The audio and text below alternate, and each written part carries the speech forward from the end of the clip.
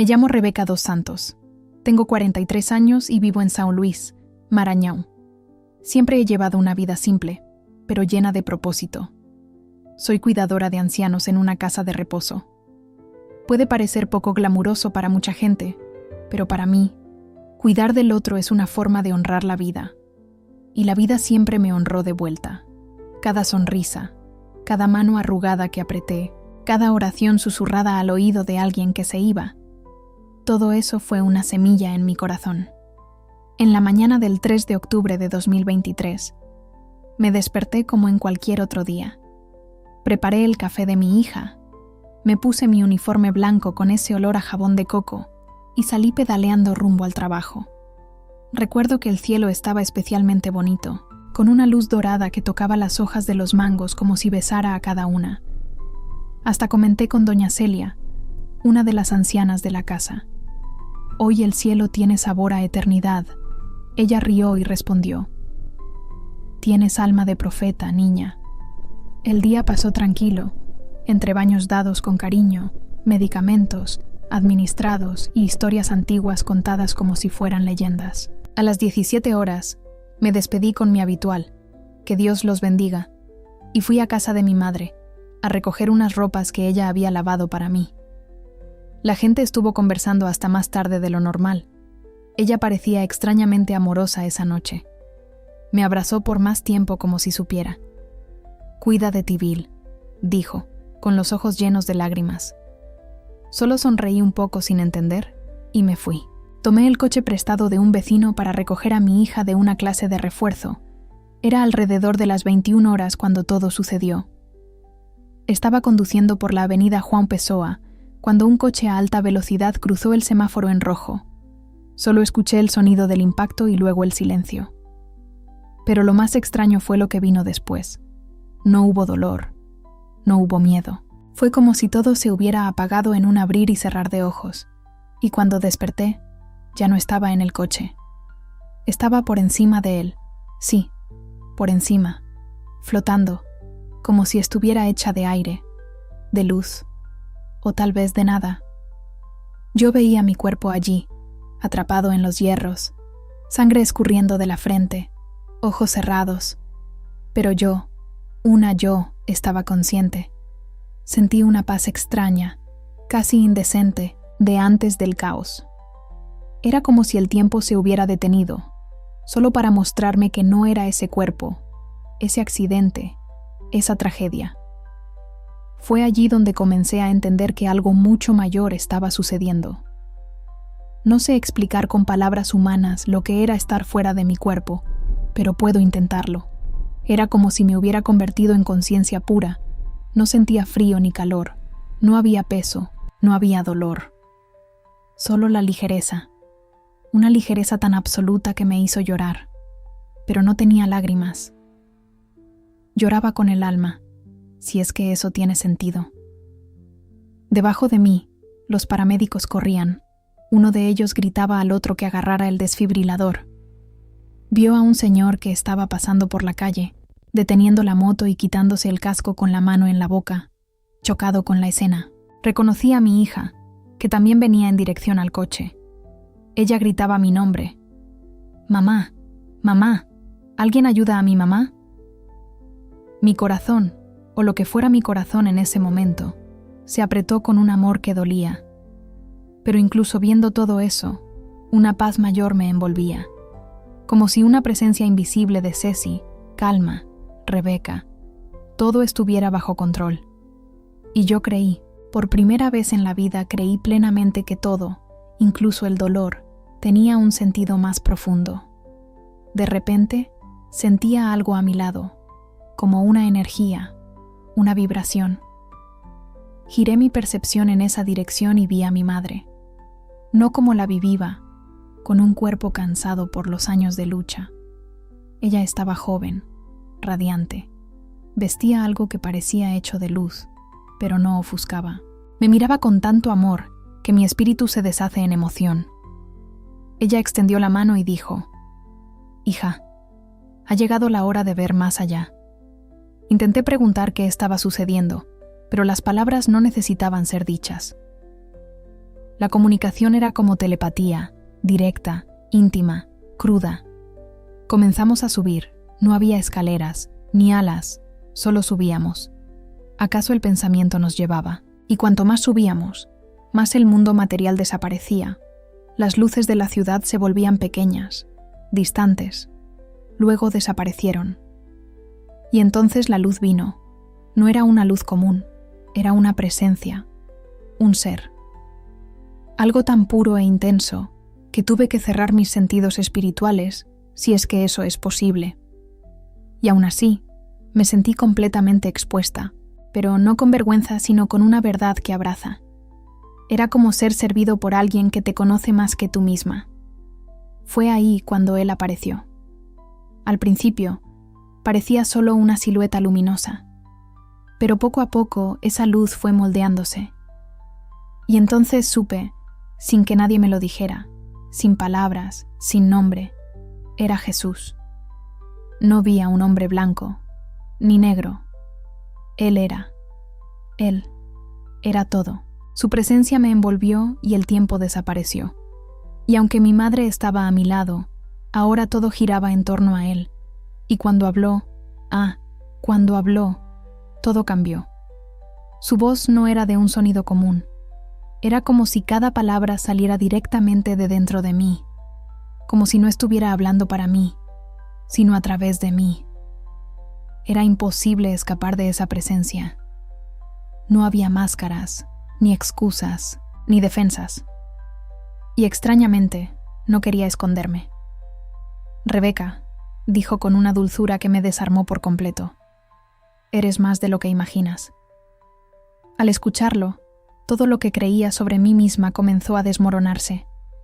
Las inseguridades que cargué desde niña, los dolores escondidos, los días en que me sentí invisible o desvalorizada por ser mujer, por ser negra, por ser pobre, todo eso fue soltándose de mí, como si fueran capas que nunca formaron parte de mi verdadera esencia. Y entonces, él me tocó. No físicamente, sino espiritualmente. Una luz salió de él y me envolvió. Era como ser lavada por dentro. Sentí curas sucediendo en lugares de mi alma que ni siquiera sabía que estaban heridos. Vi memorias, de momentos en que fui rechazada, la milésima silenciada, siendo transformadas, no borradas, sino sanadas. Él no vino a borrarme, vino a restaurarme. Jesús me mostró sin palabras que ningún sufrimiento había sido en vano, que las lágrimas que derramé en silencio, esas oraciones que hice en el baño del trabajo mientras limpiaba heridas y cambiaba pañales, todo había sido escuchado, todo. Sentí un amor tan grande, tan absoluto, que me deshice en rendición. Yo soy tú, pensé. Siempre lo fui. Y él sonrió. Sonrió. Esa sonrisa era como ver el inicio y el fin de todas las cosas. Era paz. Era hogar. Luego extendió la mano, esta vez literalmente. Y cuando toqué Vincenas, no con los ojos, sino con el alma. Señas de mi vida. Yo compartiendo. Un pan con un habitante de la calle. Yo cantando con doña Celia. Yo sosteniendo a mi hija después de una fiebre. Pero también vi momentos que me dolieron. Cuando fui rechazada en una entrevista por causa de mi cabello rizado. Cuando escuché bromas que fingían ser elogios.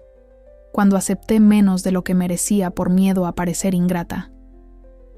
Jesús miró en mis ojos y dijo: «Tú no eres invisible, eres una guerrera».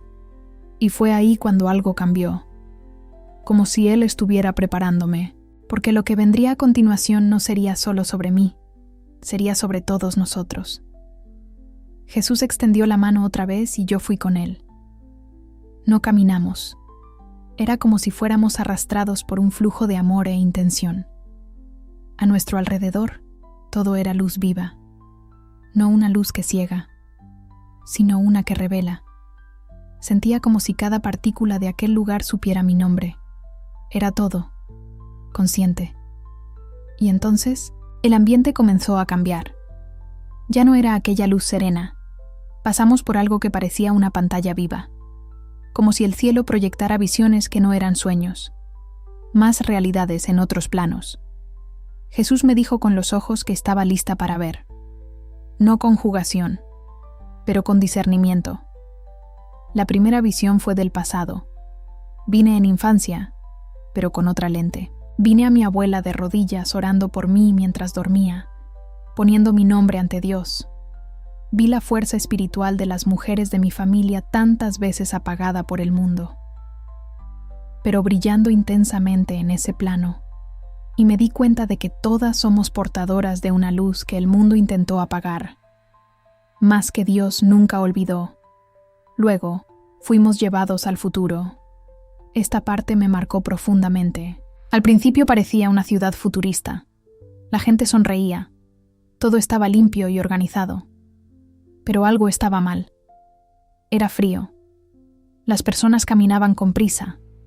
Miraban pantallas que parecían suspendidas en el aire. Vídeos positivos y bajo su piel. Pequeños implantes luminosos que pulsaban con frecuencia. Algunos estaban en la muñeca, otros en la nuca. Cada uno parecía emitir una vibración sutil, pero yo sentí, era una prisión disfrazada de libertad. Jesús me dijo con voz firme, el control vendrá con la promesa de facilidad. Vi entonces el rostro de un hombre carismático surgiendo en hologramas. Él sonreía, decía palabras bonitas. Hablaba de unión, de avance, pero su mirada no tenía alma. Era como si algo detrás de él tirara de las cuerdas. Sentí escalofríos incluso en ese plano de paz. Y entonces vi una división. Pero no una división clara como una guerra. Era más sutil. Personas que parecían despiertas. Algunas negras, otras blancas, otras indígenas. Comenzaban a alejarse de esa estructura, pero sufrían. Eran vistas como locas, peligrosas, conspirativas. Fue en ese momento que Jesús me miró y dijo algo que jamás olvidaré. La mayor mentira del enemigo fue hacerles creer que son enemigos unos de otros. Para eso, me mostró algo aún más profundo. Un campo espiritual de guerra, donde las emociones eran sembradas como semillas envenenadas. Entre ellas, vi algo muy específico. Una energía oscura siendo soplada sobre personas blancas. No, era odio, era culpa. Una culpa que los dejaba paralizados, confusos, silenciosos. Vi cómo eso impedía la reconciliación verdadera. Cómo esa culpa manipulada espiritualmente generaba miedo, separación, resentimiento mutuo. También fueron engañados. Jesús usurpó. Hijos que olvidaron quiénes son. En ese instante, entendí que esta guerra no era de color, de clase, ni de ideología. Era una guerra contra la propia identidad espiritual de la humanidad. Y él me dijo, verás más y avisarás. Después de que Jesús me mostró la ilusión de la separación, la luz a nuestro alrededor cambió nuevamente. Era como si estuviéramos sumergiéndonos en otra dimensión. No inferior, sino más densa, más cercana a la tierra. Él me dijo que allí vería lo que muchos viven sin darse cuenta. Lo que vi me conmovió profundamente. Las personas estaban viviendo sus vidas normalmente, yendo al trabajo, usando sus celulares, cuidando de los hijos, publicando en las redes sociales, pero a su alrededor había sombras. No eran monstruos ni demonios como en las películas. Era una forma sutil como humos conscientes. Algunos susurraban en los oídos de las personas. Otros envolvían sus cuerpos con cintas oscuras invisibles al ojo humano. Vi a una mujer negra hermosa llena de talento, mirándose en el espejo con tristeza, mientras una de esas presencias susurraba mentiras en su corazón. Nunca serás suficiente. Vi a un hombre blanco sentado solo en un coche, con la cabeza apoyada en el volante, aplastado por una culpa que ni siquiera entendía de dónde venía. Él lloraba en silencio, repitiendo, no puedo hablar, no tengo el derecho de sentir. Otra presencia se alimentaba de eso. Entonces entendí. Esas entidades se alimentaban de nuestra desconexión. No querían nuestra muerte física, sino nuestra muerte espiritual. Nos mantenían en ciclos de miedo, orgullo, vergüenza, resentimiento. Era una prisión colectiva, sin rejas, pero con muchas voces. Jesús me miró con un profundo dolor en los ojos. No saben que son prisioneros, dijo, y muchos de los que dicen estar despiertos están solo atrapados en otra celda. En ese momento, vi algo que me dio esperanza. En medio de la oscuridad, pequeñas luces comenzaron a brillar. Personas comunes, hombres, mujeres, jóvenes y ancianos estaban despertando, no por palabras, sino por decisiones silenciosas. El perdón de un padre ausente, el abrazo entre dos antiguos enemigos, el coraje de amar a alguien diferente. Estas luces iban creciendo, y cuando se encontraban, formaban redes, líneas de luz viva, conectando corazones despiertos. Estos son los guerreros, dijo Jesús. No luchan con armas ni con discursos. Luchan con verdad, con amor, con el coraje de ser quienes son. Entonces vi que estos guerreros estaban en todas partes: barrios pobres, universidades, prisiones, aldeas, suburbios. Ninguno de ellos era perfecto, pero todos llevaban una llama, un interior que no podía ser apagado. Jesús me tocó de nuevo y dijo: Tú también eres una de ellas, Rebeca, y necesitas hablar, necesitas avisar, porque el engaño se está esparciendo como un perfume dulce, y muchos están durmiendo embriagados. En ese momento, un dolor dulce se apoderó de mí, una urgencia, un llamado. Y aunque no sabía cómo, dije que sí. Después de mi sí, Jesús me miró como quien ve más allá del tiempo, y entonces me llevó aún más profundo. Antes de seguir, solo un pedido. Suscríbete al canal. Eso nos ayuda mucho a continuar. Entramos en una especie de espacio que parecía vivo, pero sin forma definida. Era como estar dentro del pensamiento de Dios. Todo allí vibraba con un propósito, como si cada partícula supiera exactamente qué hacer. Y allí, frente a mí, surgió algo como una ventana gigantesca, hecha de luz y sonido al mismo tiempo. Ahora verás la raíz de lo que está por venir, dijo él. La visión que se abrió me quitó el aliento del alma. Vi a Terra como si la mirara desde fuera. Era hermosa, azul, pulsante, pero pronto me di cuenta de grietas invisibles extendiéndose sobre ella. No eran físicas, eran espirituales, como si las elecciones humanas estuvieran hiriendo el alma del planeta. Cada mentira dicha, cada gesto de odio, cada acto de dominación, creaba una especie de fisura. Y más profundamente, vio el poder de las elecciones. Jesús me mostró dos líneas de tiempo. En una, la humanidad se hundía en una era de control total. La tecnología que comenzó como una herramienta se convertía en una prisión sofisticada. Las personas eran constantemente vigiladas. Sus emociones eran reguladas por implantes y algoritmos. Todo parecía eficiente, pero vacío. Nadie recordaba el sabor de la libertad interior. Había orden, pero ninguna alma. En la otra línea, vi un futuro difícil, pero vivo. La gente despertaba en masa. Cuestionaban narrativas, perdonaban viejas heridas, rescataban sus raíces espirituales. La tecnología aún existía, pero el alma humana volvía a ocupar el centro. Vi comunidades de fe verdadera, no religión institucional, sino fe como luz viva.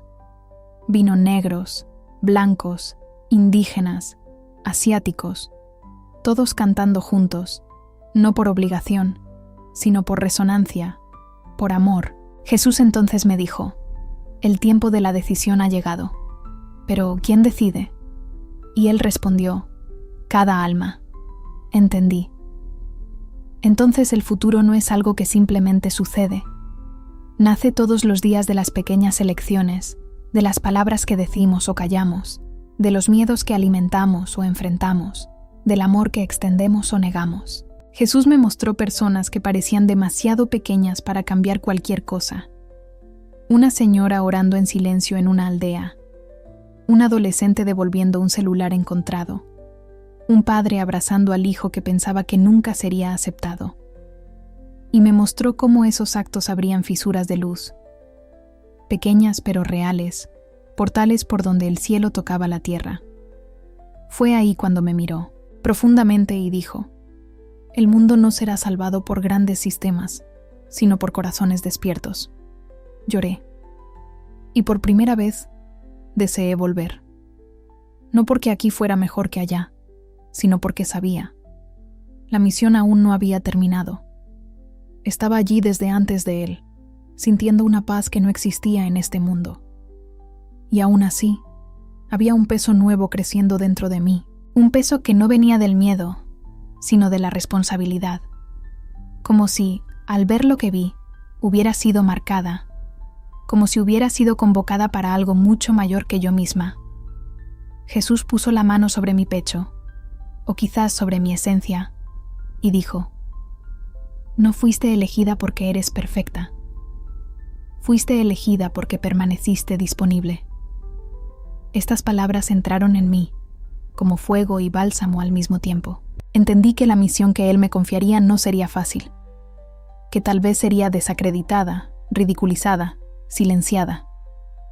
Pero también entendí que mi silencio, a partir de ese momento, sería una forma de traición. No a él, sino a la verdad que ahora pulsaba dentro de mí. Dijo. Mi corazón se partió al escuchar eso. Parte. De mí quería quedarme. Quería estar envuelta para siempre en esa luz, en esa paz. Quería caminar con él por esa eternidad sin relojes, pero otra parte, más fuerte. Sabía que el mundo necesitaba escuchar, no de cualquier manera, no confusa, sino con certeza, con un amor que no negocia principios. Entonces Jesús comenzó a mostrarme lo que encontraría cuando regresara. Vi a personas cercanas mirándome con duda.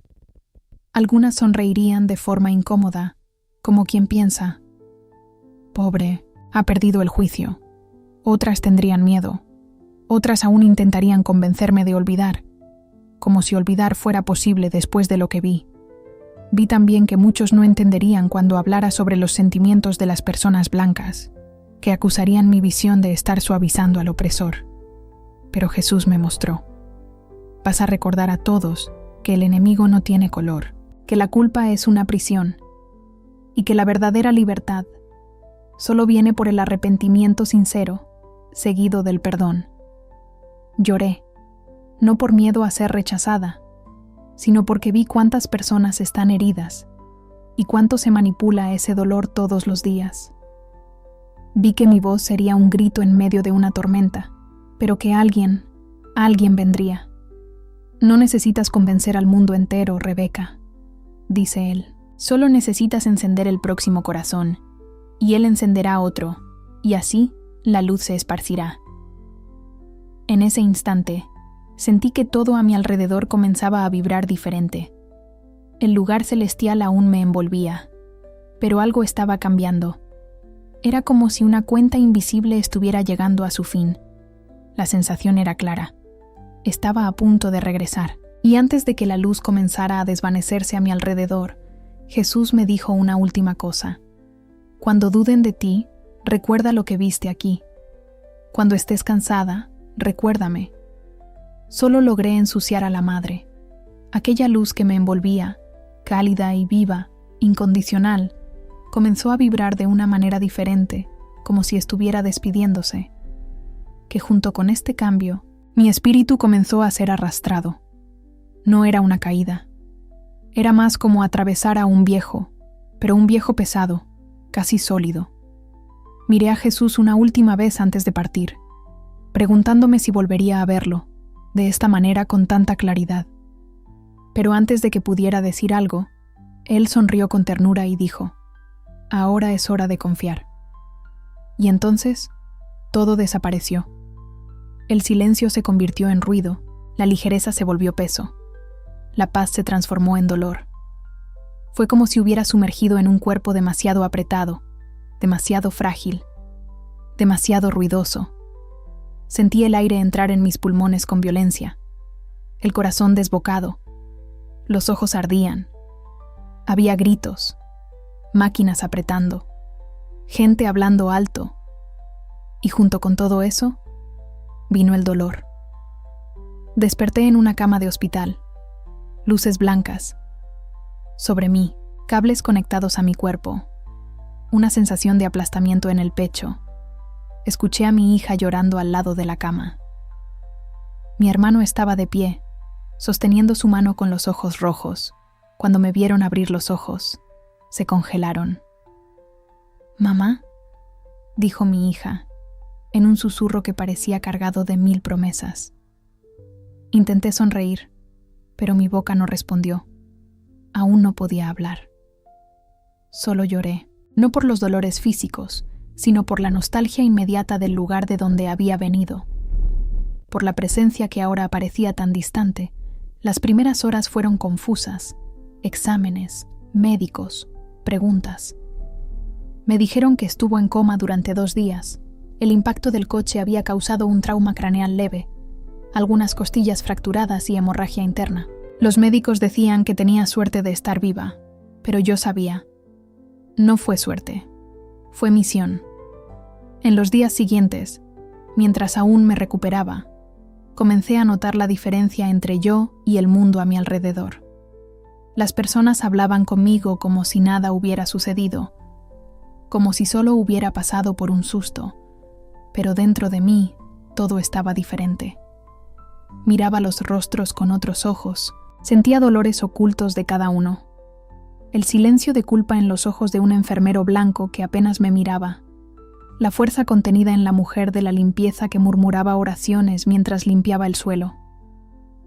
Como si el velo entre los mundos aún estuviera medio abierto. Quise contarle a alguien lo que viví, pero el primer intento fue un choque.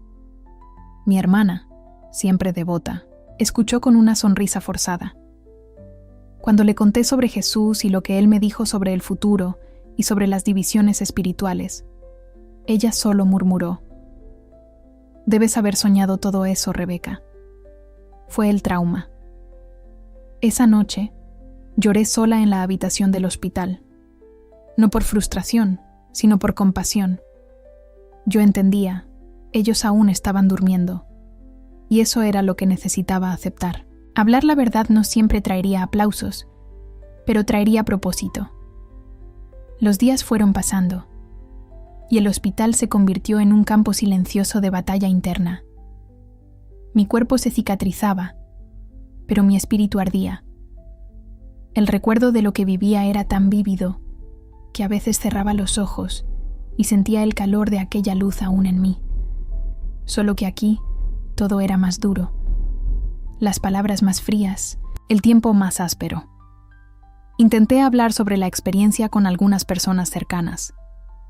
Le conté a mi vecina evangélica, pensando que tal vez ella entendería.